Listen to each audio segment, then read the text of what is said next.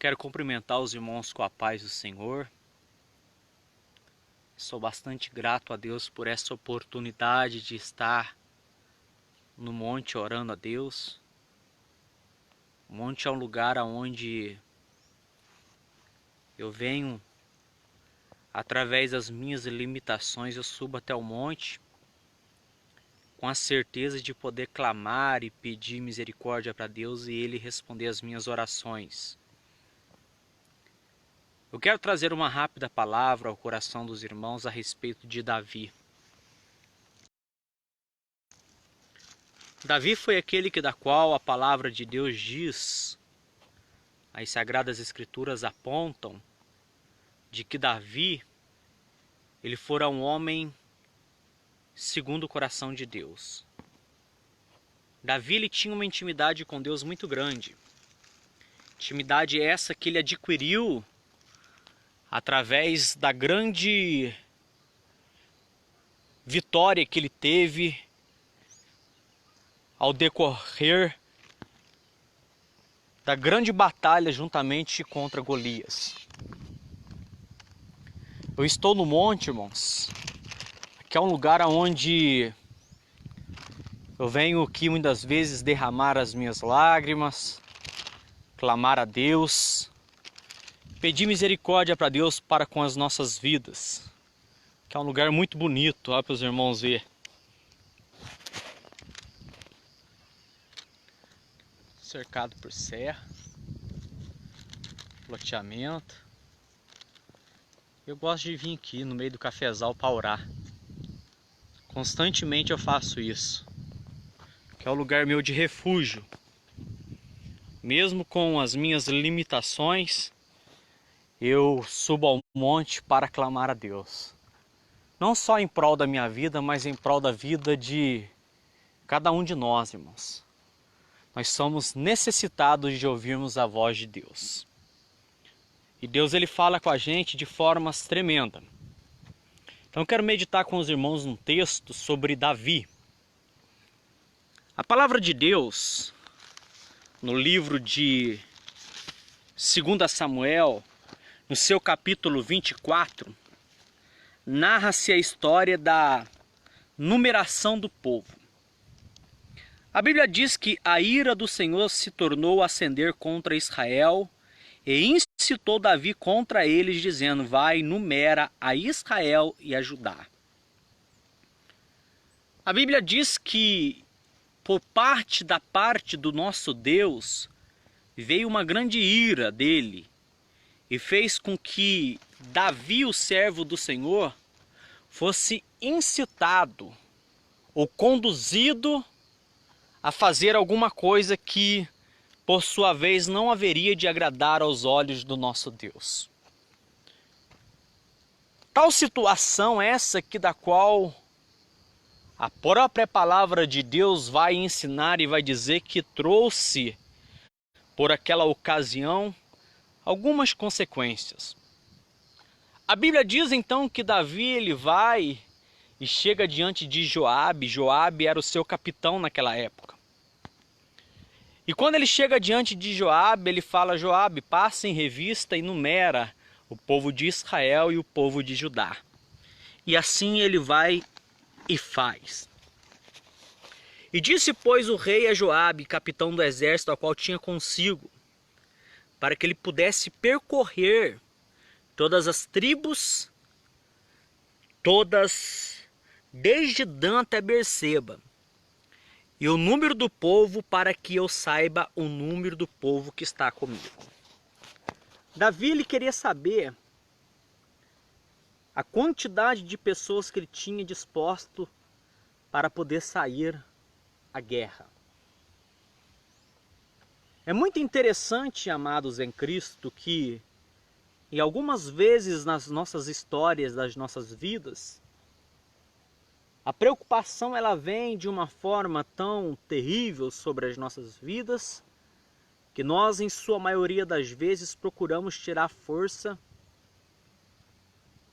do próprio braço, das circunstâncias que estão sobrevindo sobre as nossas vidas. Ela se torna tão ferrenha que nós muitas vezes pensamos que podemos contar com A, com B, com C, para que eles possam nos auxiliar nas nossas batalhas. Então a própria palavra de Deus diz que Davi era um homem segundo o coração de Deus. Davi foi aquele que teve a oportunidade de derrubar um grande gigante filisteu, que passou longos dias afrontando o exército dos israelitas. Haja visto que Eliabe, Abinadab, Samá, Natanael, Radai, Ozen, os irmãos de Davi, alguns deles já estavam na peleja, na batalha, outros estavam em casa. Mas, porém, a palavra de Deus diz que os que estavam na peleja estavam amedrontados com aquele grande gigante que estava afrontando os israelitas. Os que estavam em casa não davam valor para Davi, porque Davi ele ficava cuidando das ovelhas do seu pai no decorrer dos dias. E é muito interessante pararmos para frisarmos isso, é que quando nós nos isolamos no anonimato, aonde ninguém nos vê, aonde nós temos só o contato entre nós, por exemplo, que nem aqui neste monte, tem um contato entre eu e a natureza e o Deus. Não há ninguém por perto para que possa, muitas vezes, orar juntamente com a gente. Mas a palavra de Deus é muito interessante a respeito disso, é de que Davi, por um pequeno instante, ele vai deixar de crer nos milagres de Deus e ele então vai passar a acreditar nos braços de ferro, nos soldados que ele tinha ao seu dispor. Então a Bíblia diz que Joabe ele vai dizer para Davi as seguintes palavras: ora, multiplique o Senhor Deus a este povo 100 vezes mais, tanto quanto agora é aos olhos do rei, meu senhor, o vejam. Mas por que desejas, o meu rei, o Senhor, este negócio? Por que é que ele estava almejando? Qual era a preocupação de Davi, irmãos, naquele dado momento? Haja visto que Davi, ele sabia que Deus poderia ouvir as suas orações a todo tempo. A paz do Senhor para todos os irmãos, em nome de Jesus. Daqui a pouquinho vou orar para os irmãos. Estou aqui no monte, aqui fazendo uma pequena introdução da palavra. Daqui a pouquinho vou orar para a vida de cada um dos irmãos, em nome de Jesus. Então Davi, ele deixou permear o coração dele com essa coisa, ao ponto de Joabe dizer para ele que o Senhor multiplique os seus servos. Mas por que isso, Davi? Por quê? Eu acho que Davi estava passando por um momento de muita preocupação. A preocupação dele era de contar os soldados que estavam ao seu lado, se eles poderiam realmente lhe ajudar nos momentos de peleja. Mas é muito interessante pararmos para analisarmos o contexto das Sagradas Escrituras, que a Bíblia diz que, porém, a palavra do rei prevaleceu contra Joabe e contra os capitões do exército, e Joabe, pois, saiu com os capitões dos exércitos da presença do rei para numerar o povo de Israel. Ele sai. Então Joabe, ele chama os soldados que tinha ao seu dispor, e ele então, ele passa a numerar a quantidade de soldados que estavam ao dispor de Davi. Era isso que Davi queria. Davi queria que ele contasse. Então, eis que Joabe foi fazer juntamente com seus capitões, contar o número de povo que estava com ele. E a Bíblia diz que eles passaram o Jordão, acamparam em Aroer, à direita da cidade que está no meio do ribeiro de Gade, junto a Jazer. E foram a Gileade e a terra baixa de Rodici. Também foram até Dan, Jaã e ao redor de Sidom. E foram à fortaleza de Tiro e de todas as cidades dos heveus, dos cananeus, e saíram para o lado do sul de Judá a Berseba. Assim percorreu toda a terra, e ao cabo de 9 meses e 20 dias voltaram a Jerusalém. Irmãos, 9 meses é o tempo de uma criança nascer. Aí eu pergunto para os irmãos, haja visto que um dos maiores exércitos que mais derramou sangue naquela época foi o exército de Davi. Davi reinou 40 anos. E quando Davi ele almeja construir o templo em Jerusalém, Deus envia o profeta para dizer para ele que ele não poderia fazer tal coisas. Por quê? Porque a mão dele estava cheia de sangue. Davi, em sua essência, ele era um matador por natureza. Ele tirava a vida de quem podia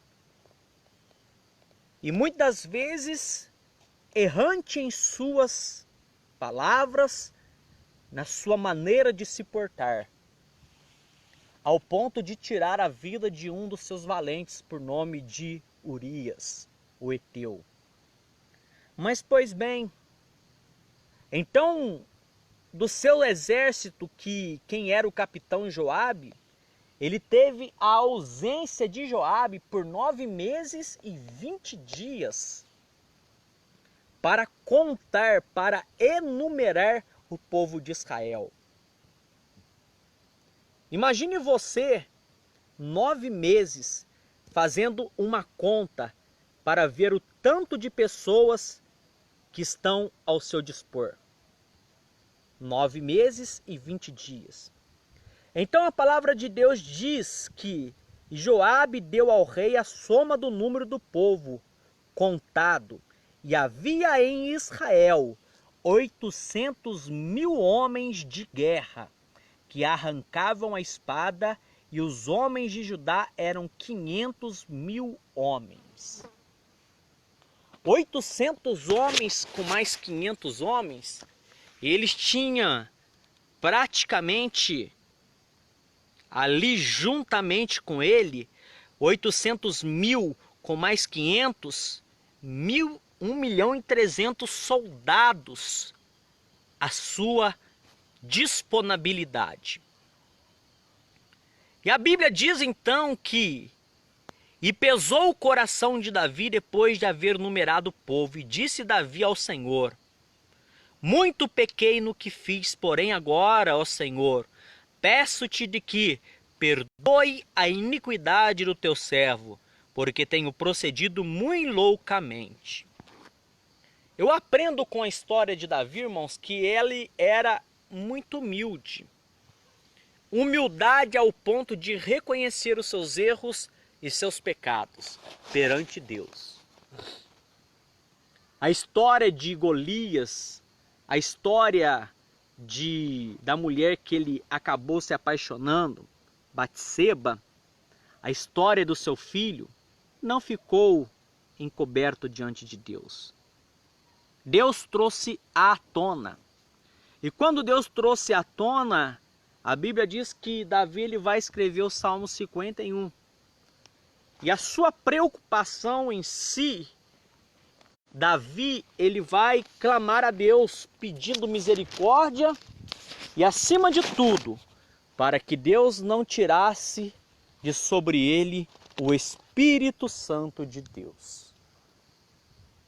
Nós estamos vivendo um cenário pela qual as pessoas elas têm caído em contradições nos dias de hoje.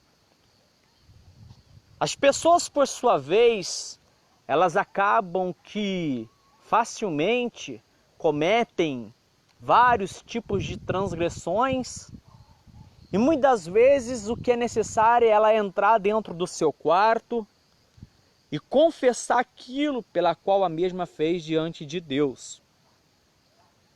Mas o que tem acontecido nos dias atuais é de que a pessoa, em sua maioria das vezes, ela chega em um companheiro, em uma pessoa que ela tanto confia, e ela abre o seu coração para o mesmo.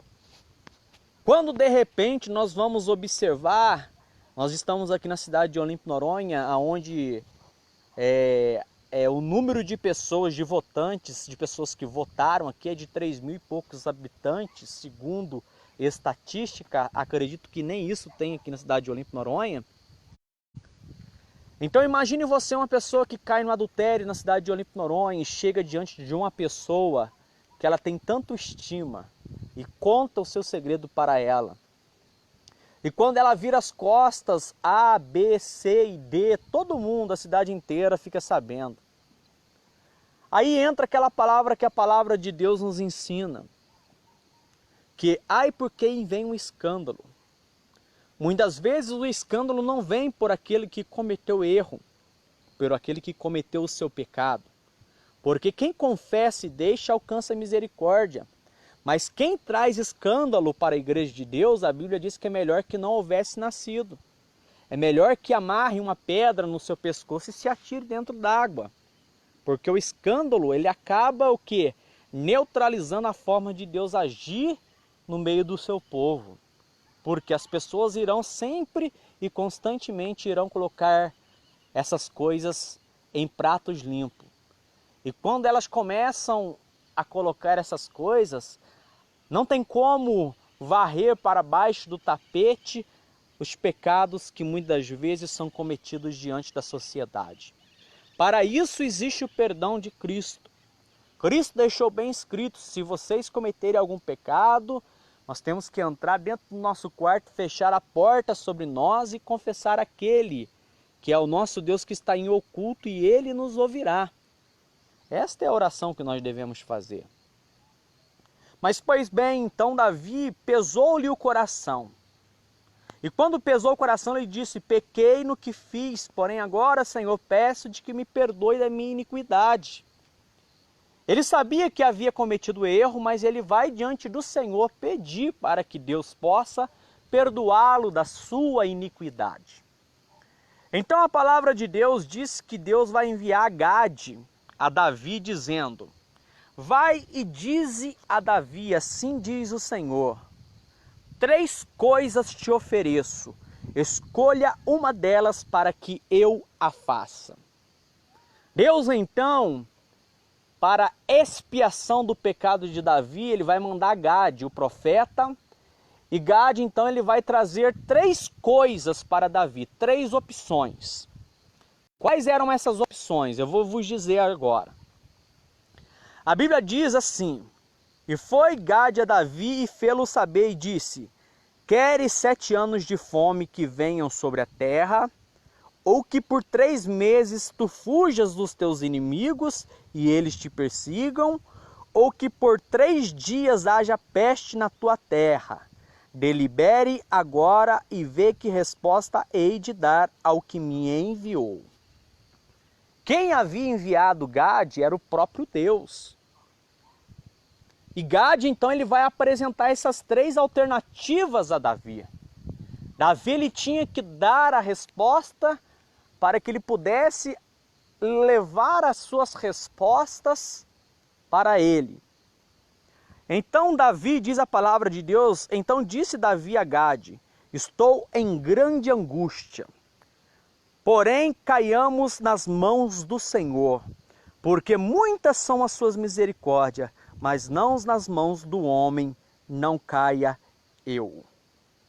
Então a palavra de Deus disse que Davi, ele vai dizer para Gade: Gade, das 3 opções que você acabou me dar, eu não queria que você me desse alguma dessas não.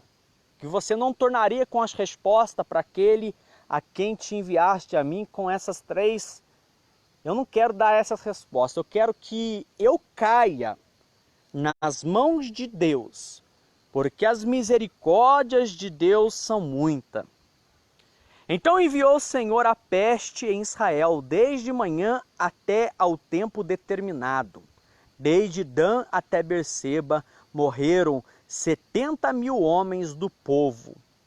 Estendendo, pois, a sua mão sobre Jerusalém para destruir, o Senhor arrependeu daquele mal. E disse ao anjo que fazia destruição entre o povo: basta, agora, retira a tua mão. E o anjo do Senhor estava junto à eira de Araúna, o Jebuseu. Então, quando Davi ele vai suplicar a Deus que ele pudesse cair nas mãos de Deus, foi a melhor escolha que ele fez. Mas mesmo assim, Deus enviou uma grande peste. Essa peste ela estava sendo derramada por um anjo. Mas quando Deus ele entende os motivos pelas quais nos levam por certos caminhos, Deus ele vai aplacar a sua ira de sobre nós e vai nos dar a sua vitória. Então a Bíblia diz que Deus ele vai falar para o anjo: retira-te a tua mão. Chega, para de destruição. Não faça mais isso. E a Bíblia diz que eles estavam junto à eira de Araúna, o Jebuseu. E vendo Davi o anjo que feriu o povo, falou ao Senhor, dizendo: eis que sou eu que pequei, e eu que iniquidade procedi, porém essas ovelhas o que fizeram? Seja, pois, a tua mão contra mim e contra a casa de meu pai.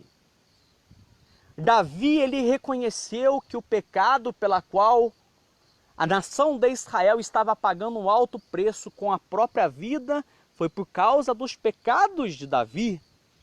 E Davi, então, ele vai questionar a Deus: não, que caia eu nas tuas mãos, Deus. Porque foi eu que cometi este pecado, fui eu que fiz isto.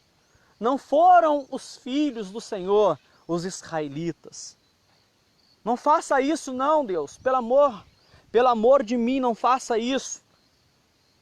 Então a Bíblia diz que naquele mesmo dia disse-lhe: sobe e levanta ao Senhor um altar na eira de Araúna, o Jebuseu. Davi agora ele tinha uma condição. Deus já havia aplacado a sua ira, mas para que ele pudesse ter a sua expiação dos seus pecados, e os pecados daqueles que morreram não pudesse estar sobre as suas mãos, Davi ele tinha que construir o quê? Ele tinha que construir um lugar para oferecer holocaustos ao Deus de Israel. É muito lindo isso, irmãos. É muito bonito isso. Sabe por quê? Porque a palavra de Deus diz que Davi, ele olhou a Araúna e viu que vinham para ele o rei e os seus servos. E saiu, pois, Araúna e inclinou-se diante do rei com o rosto em terra. E disse Araúna: por que vem o rei, o meu senhor, ao meu servo? E disse Davi: para comprar de ti esta eira, a fim de edificar nela um altar ao Senhor, que este castigo cesse de sobre todo o povo. Davi, ele estava então tão preocupado com o erro que ele havia cometido, que ele queria de qualquer modo comprar a eira de Araúna para oferecer sacrifícios ao Deus de Israel. Então a Bíblia diz, a Bíblia vai apontar e vai dizer assim, que Araúna disse: tome e ofereça ao meu rei o Senhor o que bem parecer aos seus olhos. Eis aí os bois para o holocausto, os trilhos, os aparelhos dos bois para a lenha. Tudo isto deu Araúna ao rei. E disse mais Araúna ao rei: o Senhor teu Deus tome prazer em ti. Aqui entra aquilo pela qual me chama a atenção na integridade que Davi tinha para com o Deus de Israel.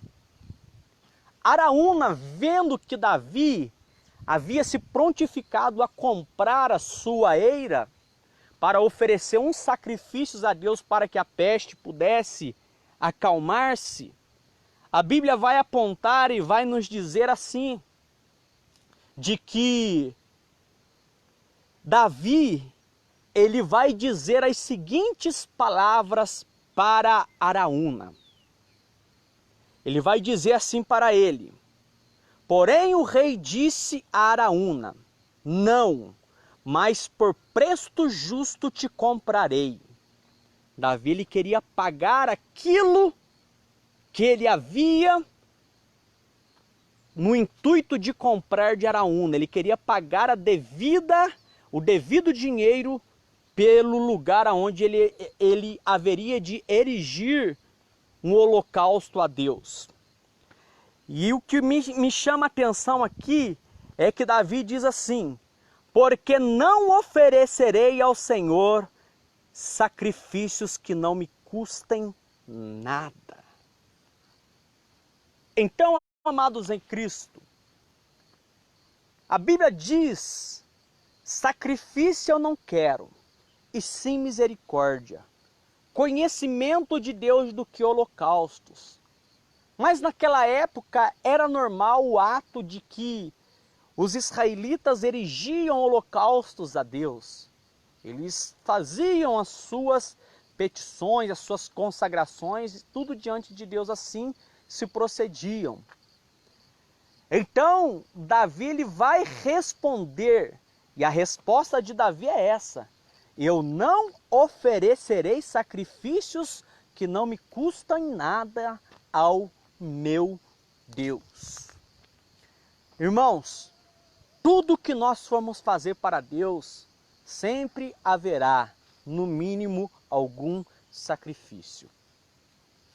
Ainda que o maior sacrifício já foi feito por Jesus Cristo na cruz do Calvário, todos nós já sabemos do sacrifício vicário de Jesus, aonde ele se doou em propiciação dos nossos pecados. Mas nos dias de hoje em que nós estamos vivendo, nós temos que reservar algum tempo para estarmos diante de Deus. E quando eu digo isso para os irmãos, para mim, eu te digo para você com todo o meu coração, não é fácil. Você pensa que é fácil para uma pessoa que é cega de um olho e que praticamente está enxergando 50% só da outra visão, subir em um monte para orar e interceder em favor da vida do seu próximo? Não é fácil. Mas sabe o que eu trago no meu coração? É que enquanto eu ainda estiver enxergando e puder subir ao monte, eu sempre oferecerei sacrifícios ao meu Deus que possam valer alguma coisa. Porque tudo ele fez por mim. Já era para que eu não pudesse ter vida. Eu estou praticamente há 1 ano desempregado, com os meus papéis na justiça. E pelo que deu para entender, segundo a lógica humana, a minha causa já é perdida. Por quê? Porque eu estou lidando com o povo mais rico de um determinado lugar. Então a situação apertou de tal forma que eu tenho vivido aqui na cidade de Olimpo Noronha pela fé. Eu fiz um propósito diante de Deus que até dia 10 agora, se Deus não mover as águas em favor da minha vida, eu terei que ir embora dessa cidade de novo. Quero ver se eu deixo a minha esposa, os meus filhos aqui para que eles possam estudarem na cidade de Olimpo Noronha. E todas as vezes, irmãos, eu tenho subido no monte para orar a Deus para que Deus possa batalhar em prol da minha vida. Deus, nesse final de semana, ele usou de 3 homens, 3 vasos para falar comigo de que a vitória é minha. Eu creio que a vitória já é minha. Dia 10 agora é a última audiência que eu terei. Eu creio que a vitória é minha. Mas eu como homem, eu estou como Davi. Eu como homem estou preocupado. Por quê? Porque eu quero que eles deliberem a sentença o mais rápido possível. Porque quem está sendo prejudicado com tudo isso, irmãos, são os meus filhos. Quem é mais prejudicado com todas as situações pela qual eu tenho levado, são os meus filhos. Aí você vai falar assim: ah, irmão Rodrigo, você tem a capacidade de subir ao monte para orar, para ler a palavra, mas por que você não vai trabalhar? Pega um veículo e se desloca todo dia, cerca de 12 quilômetros para ir e para voltar depois de um dia de trabalho, para você ver como é que é cansativo dirigir um carro. e principalmente para quem não gosta de dirigir como eu. Porque a minha visão direita, eu não enxergo nada com ela. Eu só enxergo com a visão esquerda. E quando você está dirigindo, praticamente na caladinha da noite, quando bate o reflexo do farol do outro veículo, você fica cego. Então eu parei de dirigir.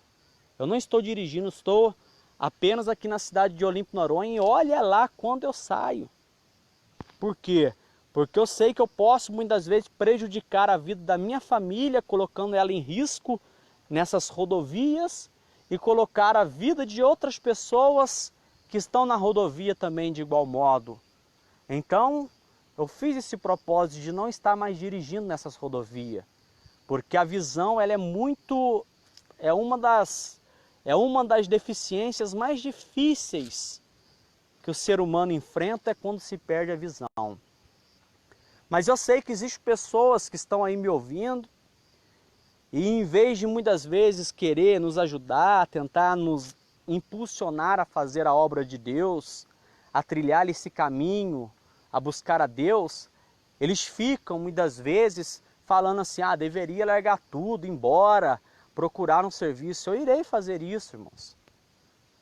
Mas só que eu tenho que esperar até o dia 10 agora, que será o último dia da audiência. Se nada der certo, eu creio que Deus vai operar. Mas se não der, Deus vai continuar sendo Deus do mesmo jeito. Deus ele sempre vai continuar sendo o mesmo Deus que opera tudo e em todos. Para mim, estar aqui é algo glorioso, porque eu estou fazendo a obra de Deus, eu estou orando a Deus, Deus tem nos honrado muito, eu, a minha esposa, juntamente com a missionária Isaura, a irmã Adriana, pastor Júlio, algumas pessoas que se colocaram em fazer a diferença nessa igreja, têm se destacado. O irmão Israel está aí também, bênção de Deus. Então, amados em Cristo, é assim que nós estamos fazendo a obra de Deus. Nós estamos fazendo a obra de Deus pela fé.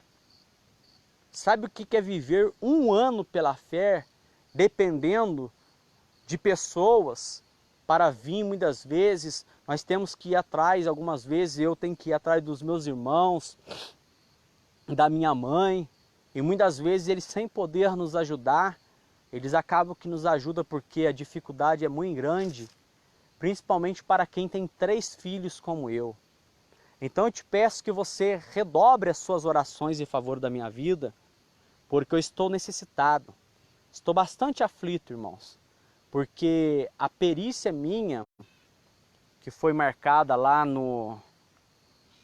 em Varginha, o doutor lá, ele equivocou num monte de coisa, e o meu processo já estava feito, e esse processo não tem praticamente nada dos laudos meus colocado nesse processo. Eu não sabia disso, eu vim saber agora, por causa do resultado que saiu. Ou seja, então a gente foi enganado em várias situações, mas eu estou entregando tudo na mão de Deus.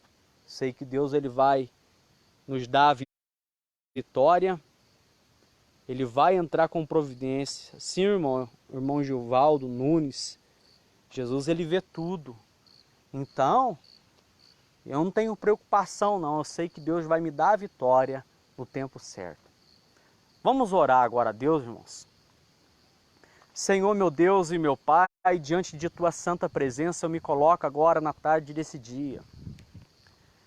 Pai, eu te peço perdão pelos meus pecados, por minhas falhas, pelos meus erros, por tudo que tenho feito e cometido diante dos Teus olhos, que não são de agrado a Ti, Pai. Pai, neste momento de oração, eu venho colocar, Senhor, em primeiro lugar, as nossas famílias diante do Teu altar, Pai. Que o Senhor venha estar abençoando a vida de cada um dos ouvintes que estão aqui, que por alguns momentos, ó Pai, vieram para ouvir a palavra através, Senhor, desse veículo de comunicação que o Senhor tem nos dado, Pai. A oportunidade de fazermos a diferença. Eu te peço, Senhor, que o Senhor venha estar entrando com providência, abençoando a vida de cada um dos Teus filhos, que tiraram, Senhor, um pouquinho do seu tempo, dos seus afazeres, da sua labuta e vieram aqui, Senhor, através dessa mensagem, ouvir a tua voz, ouvir as tuas palavras, Pai. Aqui estou eu, Pai, neste monte, orando em favor das vidas daqueles que estão vivendo, Pai, preso em grilhões, em cadeias espirituais. Eu te peço, ó Senhor, que o Senhor venha estar salvando essas pessoas, garantindo vitória, trazendo paz e alegria ao coração de cada uma dessas pessoas. Porque nós somos carentes, nós somos necessitados de ouvirmos a tua voz, Pai. E sem o Senhor nós não podemos fazer nada, Pai. Pai, eu te peço que o Senhor venha estar entrando com providência dentro do meu lar, Pai. O Senhor sabe as minhas dificuldades, as minhas limitações, tudo aquilo que nós temos enfrentado, nós temos lançado aos teus pés. Pai, mas em todo tempo eu não quero de maneira alguma oferecer sacrifícios a Ti, Pai. Sacrifícios de louvores, de adoração ao Teu santo nome, que não venha nos custar nada.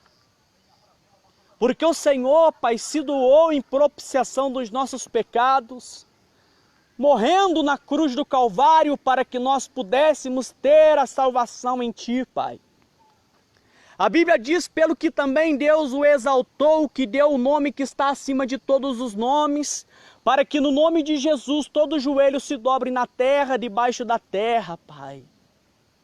Pai, eu venho orar, Senhor, em favor das famílias, de lares, de pessoas que estão sendo desfeitas por obras de macumbaria, de feitiçaria, de bruxaria, Pai.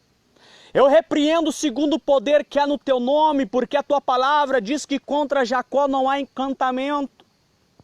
Eu te peço, ó Deus, neste momento aqui, Senhor, no meio deste mato, que o Senhor venha estar entrando com providência na vida destas pessoas.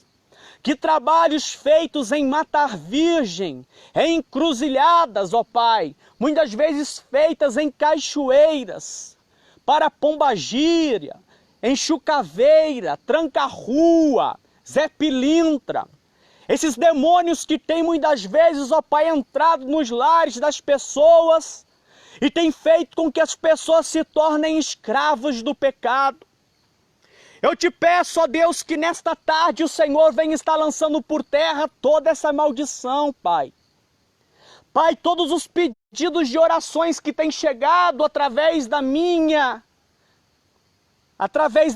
vida, Pai. As pessoas que muitas vezes confiam em nós e pedem para que nós possamos interceder e orar em prol deles. Pai, neste momento eu quero orar por aqueles que estão desenganados pelas medicinas. Quantas pessoas que estão, Pai, dentro dos hospitais, muitas vezes acometido pelo câncer, por doenças degenerativas, ó Pai. E as pessoas estão sem solução, estão preocupadas, porque sabem que se não houver uma intervenção divina, a pessoa há de se sucumbir, há de perder a sua vida.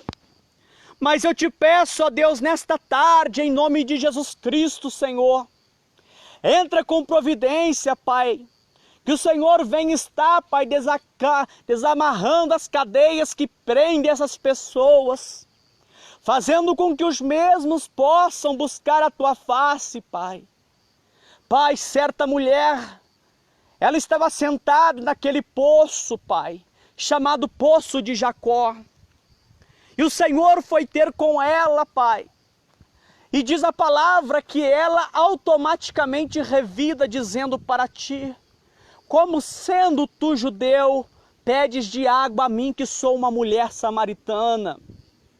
O Senhor disse para ela: ah, se tu soubesses quem é que te pede de água, você lhe pediria e eu lhe daria a água que salta para a vida eterna. Aravassor que decanta naraviavassuri andarai. Pai, existem pessoas, ó Pai, que até são sedentas de Ti, Pai, mas que ainda não tiveram a coragem de mergulhar no oceano de águas vivas que é o Senhor. Quando nós bebemos desta fonte, Pai, a nossa sede, ela se torna saciada. Nós cada dia mais queremos mais beber desta água, Pai. É por isso que eu estou aqui mais uma vez diante da Tua presença. Eu vim te pedir, Pai, mais um pouquinho de água, para redobrar, Pai, as minhas forças, a minha fé, aumentar a minha fé diante de Ti, Pai. Aquela mulher, Senhor, ela ficou atônica, porque agora um judeu estava falando com elas, e diz a Tua palavra que não era costume dos judeus se falarem com os samaritanos, por causa da rivalidade que havia do templo, por causa da divisão das 12 tribos, ó Pai. Mas diz a Tua palavra que aquela mulher então ela conseguiu, Pai, entender algo da parte do Senhor. Então ela começa a ter um diálogo com Jesus. E ela vai dizer: os nossos pais, eles nos ensinaram que é neste monte em que nós devemos orar. E vocês dizem que é em Jerusalém. Diga para mim aonde é o lugar, como é que eu posso adorar a Deus? Aonde é o lugar certo? Aí o Senhor vai responder para ela: olha, escute isso que eu vou te dizer. Vai chegar a hora, e a hora já é chegada, em que não vai ser necessário adorar a Deus nem no monte e nem em Jerusalém. Porque o Pai vai procurar aqueles que adoram ao Pai em espírito e em verdade. Ou seja, quando nós estamos em espírito, em verdade diante de Deus, nós conseguimos orar e clamar e o milagre acontece, Pai. Pai, nós te pedimos que o Senhor venha estar entrando com providência sobre a vida dos teus filhos. São tantas pessoas, ó Pai, que muitas vezes estão aí desenganados pela medicina, Pai. Que muitas vezes estão hospitalizadas, passando pelas suas dificuldades do dia a dia. Pai, eu oro em favor dos obreiros da casa do Senhor, Pai. A cada um deles que eles possam crescer na estatura, no conhecimento e na sabedoria diante de Ti. Porque Tu és um Deus, ó Pai, que opera nos mínimos detalhes sobre a vida do homem, Pai. A obediência a Ti, Pai, gera resultados. Pai, Naamã, ele era chefe, Pai. Ele era capitão do exército do rei da Síria. Porém, a Bíblia diz que ele era leproso. Sempre existirá os poréns das nossas vidas. E são muitas vezes esses poréns, ó Pai, que nos deixa muitas vezes sem a percepção de ouvirmos a Tua voz. Mas a Tua palavra nos ensina, Pai, que havia um porém para aquele homem.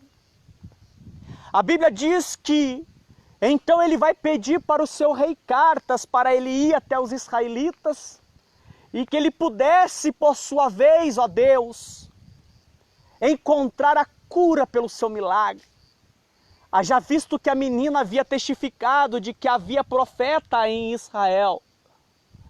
Se ele pudesse ir até Eliseu, ele seria curado. Então ele vai até aquele homem. E o homem ele fica agonizado, preocupado. E chega até a dizer: estou eu em lugar de Deus para que mande um leproso para que eu cure de sua lepra. Até que Eliseu ficou sabendo o que estava se sucedendo. Então Eliseu ele vai dizer as seguintes palavras: deixar vir a mim, e saberás que há profeta em Israel. Pai, uma comitiva de soldados, eles param diante da casa de Eliseu. E Eliseu ele manda simplesmente o seu moço dizer a ele as seguintes palavras: vai e mergulha tu 7 vezes no rio Jordão, e você será curado desta tua lepra. Pai, o homem, sua maioria das vezes, ele é contraditório. Ele quer facilidade para alcançar os seus milagres, os seus objetivos. Pai, a Tua palavra diz: porfiai por entrar pela porta estreita, porque largo e espaçoso é o caminho que conduz à perdição, e são muitos os que têm entrado por estes caminhos. Mas eu te peço, ó Pai, que nesta noite, nessa caladinha de tarde, princípio de noite, ó Deus, que nós possamos, ó Pai, ouvirmos a voz do Espírito Santo. Porque o Espírito Santo, através dos soldados, disseram para Naamã: acaso, Naamã, se ele te pedisse alguma coisa mais difícil, você não faria, Naamã? Então a palavra de Deus diz que Naamã, ele vai mergulhar então no Rio Jordão. Depois de ter indagado dizendo que Abana e Farpar eram os melhores rios de Damasco, mas ele obedeceu à voz do profeta. E quando ele mergulha pela primeira vez, ele sai e não vê resultado. Ele mergulha pela segunda vez, terceira e quarta vez, não há resultado algum. Porque a voz do profeta era que ele mergulhasse 7 vezes. Deus, ele sempre nos dá uma condição. E quando nós obedecemos a condição de Deus, nós estamos preparados para recebermos da sua parte o nosso milagre. Então diz as Sagradas Escrituras que quando ele mergulha pela 7ª vez, ele levanta. E a sua pele era como uma pele de um menino recém-nascido. Deus, ele tem milagre para com as nossas vidas. Deus, ele pode realizar o impossível em favor das suas vidas. Basta tão somente nós crermos e agirmos conforme a vontade de Deus. Muitas vezes nós não entendemos o teu agir, Senhor. Nós queremos agir pelos nossos próprios impulsos, com as nossas próprias mãos, e em sua maioria das vezes nada dá certo, Pai. Mas eu sei que quando nós colocamos tudo diante dos teus olhos, os seus olhos são como chamas de fogo, Pai. Não há nada oculto que não há de ser revelado, Pai. Pai, não há pessoas que se levantam contra nós que podem ficar de pé. Porque o Senhor é um Deus que julga peleja e julga com justiça. A tua palavra produz vida, Senhor, naquele que da qual já está cheirando mal há 4 dias. Não foi por acaso, Pai. Eu até consigo ter a percepção de Marta e Maria, quando levaram a Lázaro a um clínico, a um médico. E quando chegaram diante daquele médico, o médico disse para ele: olha, infelizmente, eu tenho algo para dizer para a senhora, Dona Marta e Dona Maria. O seu irmão não está nada bem. Seu irmão está passando por um processo de enfermidade. E este processo de enfermidade está muito avançado no corpo dele. Leve ele para casa. Faça a vontade dele. Mas a Bíblia diz que Marta e Maria, elas tinham intimidade com Jesus Cristo. Então, rapidamente, elas chamam um moço, um mensageiro. E esse mensageiro, então, ele sai disparado, não sei se de cavalo ou se a pé, a encontrar a Jesus. Então, quando ele encontra Jesus, ele vai dizer para Jesus: Jesus, eu estou aqui porque Marta e Maria mandou eu vim trazer-te a ti algumas notícias, e as notícias não são boas, são notícias ruins. Sabe, Jesus, aquele a quem tu amas está enfermo. Pai, quantas das vezes que nós nos caímos em lágrimas, ó Pai, em favor daquelas pessoas que nós amamos tanto, Pai, que muitas vezes elas simplesmente caem no meio do laço da enfermidade. Como que não se bastasse, elas não aguentam a tamanha prova e acabam por se desviar dos teus caminhos e afastam da tua presença, Deus. Mas a tua palavra diz que o Senhor ouviu a voz daquele moço. E aquele moço disse para o Senhor: aquele a quem tu amas estás enfermo. Quantas das vezes nós não ouvimos alguém falar isso para nós? Algum amigo, algum ente querido, alguma pessoa que nós temos uma certa afeição, está passando por uns momentos estreitos da sua vida. E nós simplesmente não podemos fazer nada a não sermos mandar notícias ao Mestre.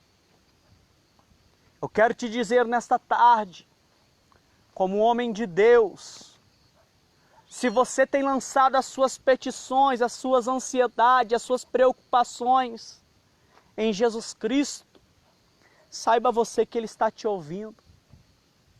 As suas orações estão sendo respondidas nesta tarde através desta palavra. Então a Bíblia diz que o moço ele retorna. E retorna e vai dizer a Marta e a Maria, olha, eu falei para ele disse que vai vir aqui. Então elas estavam despreocupadas. Elas não estavam mais atônicas, não estavam perplexas, não estavam com medo da situação, porque Jesus viria. Porque a Bíblia diz que todas as vezes que Jesus passava pela aldeia de Marta e Maria, Jesus parava na casa dessa família. E constantemente Jesus tinha diálogos com eles. Quem sabe Jesus não contou a história do cego de Jericó?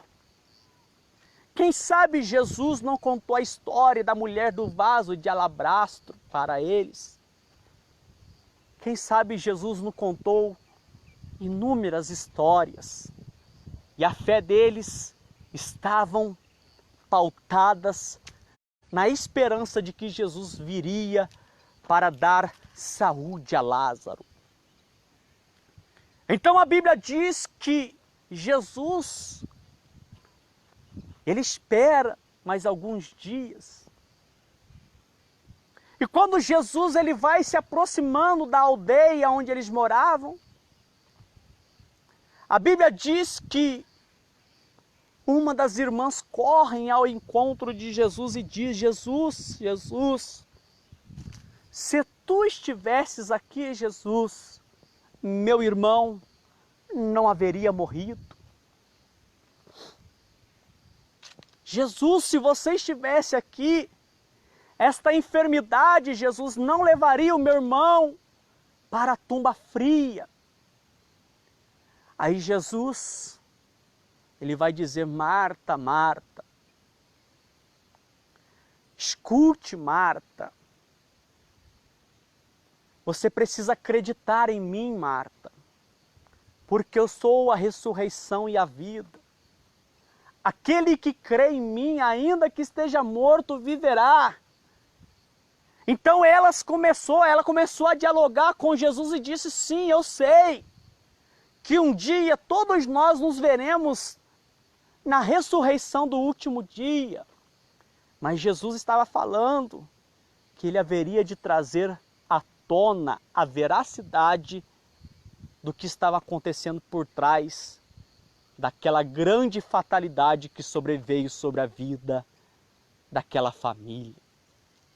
Deus está usando das situações para trazer à tona algumas realidades que nós muitas vezes deixamos desaperceber nas nossas vidas.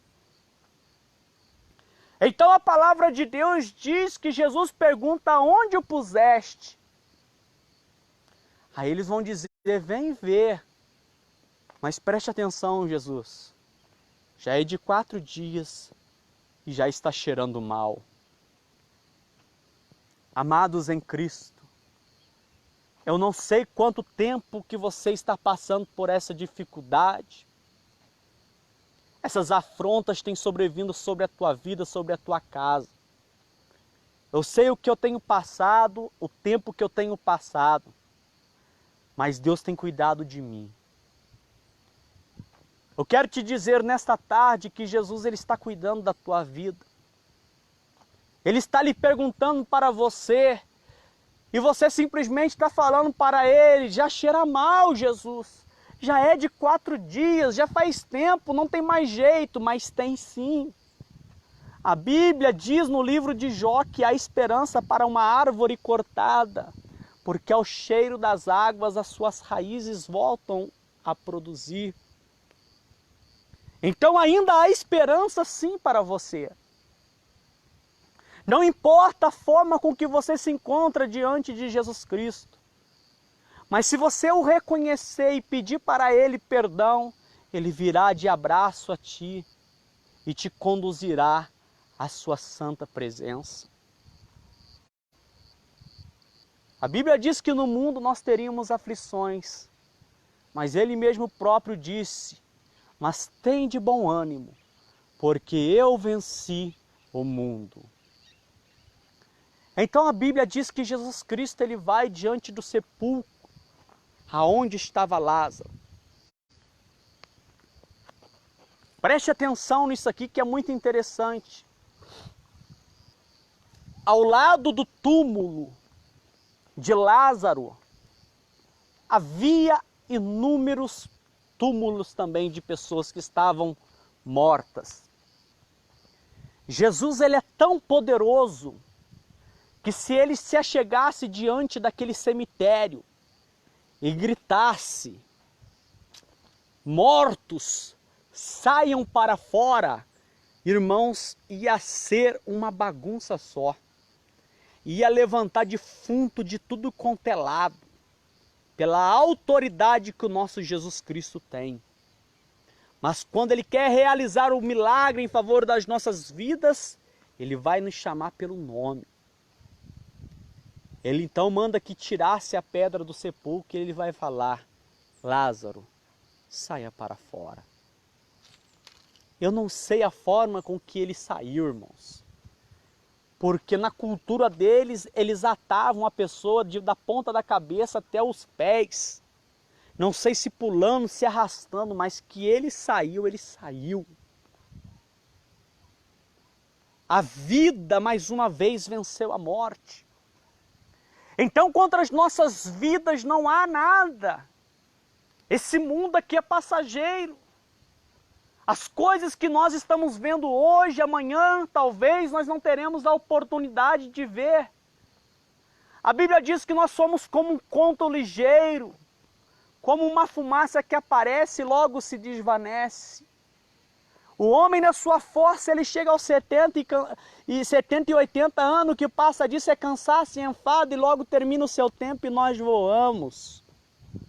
A diferença é para onde iremos nós. Se somente Jesus tem palavras de vida eterna. Eu venho aqui nessa tarde te pedir para você, intensifique as suas orações em favor da minha vida, em favor da minha família. Eu te peço que vocês possam estar orando, jejuando, consagrando as suas vidas, para que Deus possa nos dar a vitória. Como disse o pastor Júlio para mim ontem, o homem, ele escreve na areia, porém o nosso Deus escreve na rocha. Então, amados em Cristo, não há nada que pode apagar o que Deus escreve em favor das nossas vidas. Deus está no controle de tudo e de toda a situação. Que Deus abençoe os irmãos nessa tarde.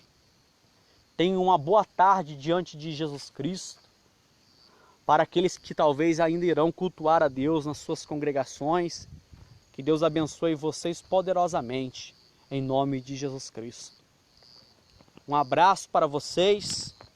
Fiquem na paz do nosso Senhor e Salvador Jesus.